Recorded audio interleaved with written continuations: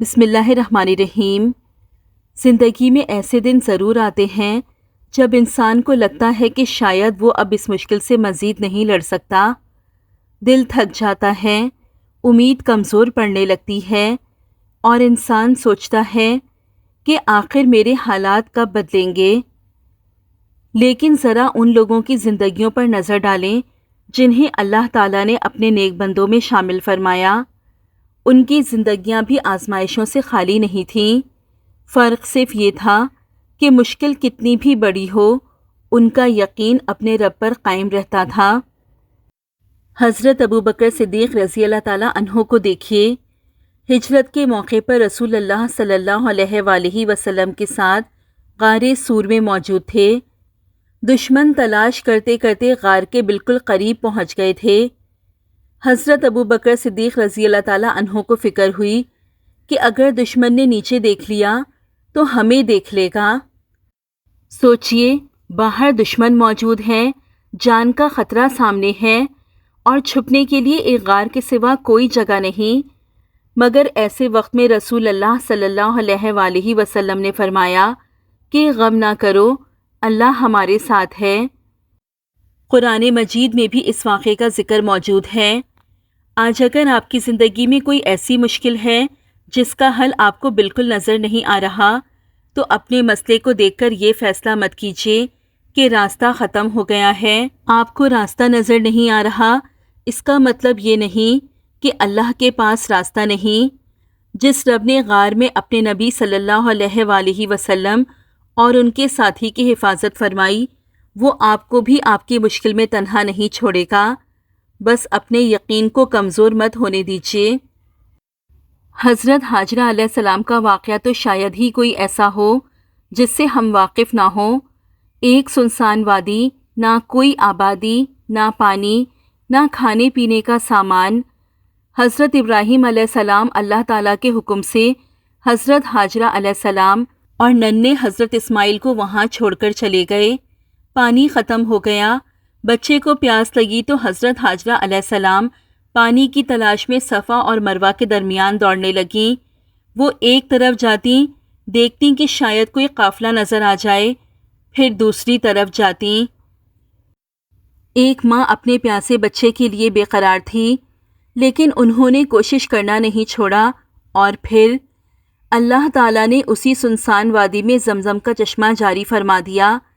آج اگر آپ بھی کسی ایسی جگہ کھڑے ہیں جہاں آپ کو کوئی راستہ دکھائی نہیں دے رہا، تو حضرت ہاجرہ علیہ السلام کو یاد کیجیے، دعا کے ساتھ کوشش جاری رکھیے۔ ہو سکتا ہے جس جگہ آپ کو صرف ریت دکھائی دے رہی ہو، اللہ تعالیٰ نے وہیں آپ کے لیے زمزم چھپا رکھا ہو۔ آپ کا کام ہے کوشش کرنا، راستہ نکالنا اللہ تعالیٰ کا کام ہے۔ حضرت ایوب علیہ السلام کا ذکر آئے تو صبر یاد آتا ہے۔ وہ شدید آزمائش سے گزرے، بیماری، تکلیف اور مشکلات نے انہیں گھیر لیا، لیکن اتنی طویل آزمائش کے باوجود انہوں نے اپنے رب سے تعلق نہیں توڑا۔ آخر کار انہوں نے اللہ تعالیٰ سے دعا کی اور اللہ تعالیٰ نے ان کی تکلیف دور فرمائی اور ان پر اپنی رحمت فرمائی۔ قرآن مجید میں حضرت ایوب علیہ السلام کی دعا اور اللہ تعالیٰ کی طرف سے ان کی تکلیف دور کیے جانے کا ذکر موجود ہے۔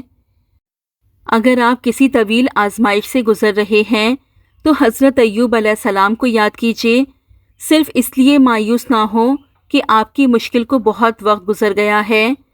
اللہ تعالیٰ کے ہاں ہر چیز کا ایک مقررہ وقت ہے۔ آپ کی ایک بھی آہ، ایک بھی آنسو اور ایک بھی دعا اللہ تعالیٰ سے پوشیدہ نہیں۔ بس آزمائش طویل ہو جائے تو اللہ تعالیٰ سے دور مت ہونا، بلکہ اور قریب ہو جانا۔ اور حضرت موسیٰ علیہ السلام کا وہ لمحہ یاد کیجیے جب ان کے سامنے سمندر تھا اور پیچھے فرعون کا لشکر، ساتھی گھبرا گئے۔ انسانی اعتبار سے دیکھا جائے تو واقعی کوئی راستہ نہیں تھا، آگے پانی، پیچھے دشمن، لیکن حضرت موسیٰ علیہ السلام نے یقین کے ساتھ فرمایا کہ میرا رب میرے ساتھ ہے، وہ مجھے راستہ ضرور دکھائے گا۔ پھر اللہ تعالیٰ کے حکم سے سمندر پھٹ گیا اور راستہ بن گیا۔ یہ واقعہ قرآن مجید میں بیان ہوا ہے۔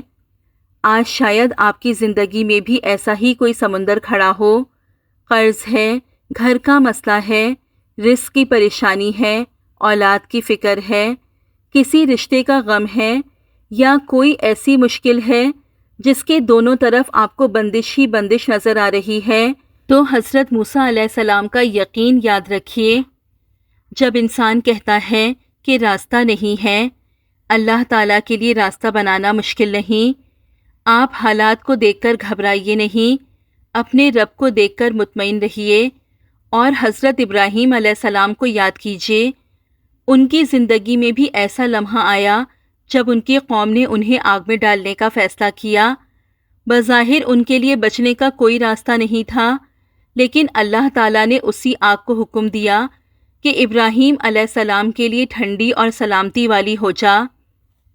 یہ واقعہ ہمیں بتاتا ہے کہ دنیا کی سب سے طاقتور چیز بھی اللہ تعالیٰ کے حکم کے سامنے بے اختیار ہے۔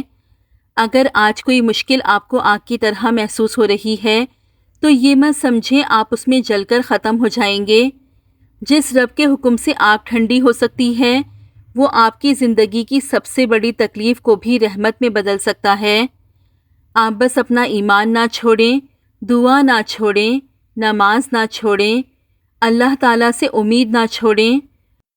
اور آخر میں حضرت ابوبکر صدیق رضی اللہ تعالیٰ عنہ، حضرت ہاجرہ علیہ السلام، حضرت ایوب علیہ السلام، حضرت موسیٰ علیہ السلام اور حضرت ابراہیم علیہ السلام کی ان تمام آزمائشوں کو ایک ساتھ دیکھیے تو ایک حقیقت سامنے آتی ہے۔ ایمان والے لوگوں کی زندگی ہمیشہ آسان نہیں ہوتی، کبھی سب سے زیادہ آزمائش انہی کے حصے میں آتی ہے، لیکن آزمائش کا مطلب یہ نہیں کہ اللہ تعالیٰ آپ سے ناراض ہے۔ کبھی آزمائش آپ کو توڑنے نہیں، بنانے آتی ہے۔ کبھی اللہ تعالیٰ آپ سے دنیا کی کوئی چیز اس لیے لے لیتا ہے کہ آپ کو اپنے قریب کر دے۔ کبھی دروازہ بند کرتا ہے تاکہ آپ غلط دروازے پر دستک دینا چھوڑ دیں۔ کبھی دعا میں دیر کرتا ہے تاکہ آپ صرف نعمت کے نہیں، خود نعمت دینے والے کے طلبگار بن جائیں۔ اس لیے آج اگر آپ کسی مشکل میں ہیں تو ایک بات اپنے دل میں لکھ لیجئے، یہ وقت ہمیشہ نہیں رہے گا، یہ درد ہمیشہ نہیں رہے گا، یہ تنگی ہمیشہ نہیں رہے گی، یہ آنسو ہمیشہ نہیں رہیں گے، لیکن اس وقت میں آپ کا اللہ تعالیٰ کے ساتھ جو تعلق بن جائے گا وہ شاید پوری زندگی آپ کے ساتھ رہے گا۔ اس لیے ہمت نہ ہاریے، دعا کو مت چھوڑیے، نماز کو مت چھوڑیے، اور اپنے دل سے بس اتنا کہیے، یا اللہ پاک میں تھک گیا ہوں، میں تجھ سے مایوس نہیں ہوا، میں کمزور ہوں، مگر تیرا سہارا نہیں چھوڑوں گا۔ میرے حالات جیسے بھی ہیں، میرا یقین ہے کہ تو میرے حالات سے بڑا ہے۔ بس اے میرے رب، جس طرح تو نے اپنے نیک بندوں کو آزمائشوں سے نکالا، اسی طرح مجھے بھی اس مشکل سے نکال دے، میرے دل کو صبر دے، میری دعا کو قبولیت دے، اور میری اس آزمائش کو میرے حق میں رحمت بنا دے۔ آمین یا رب العالمین۔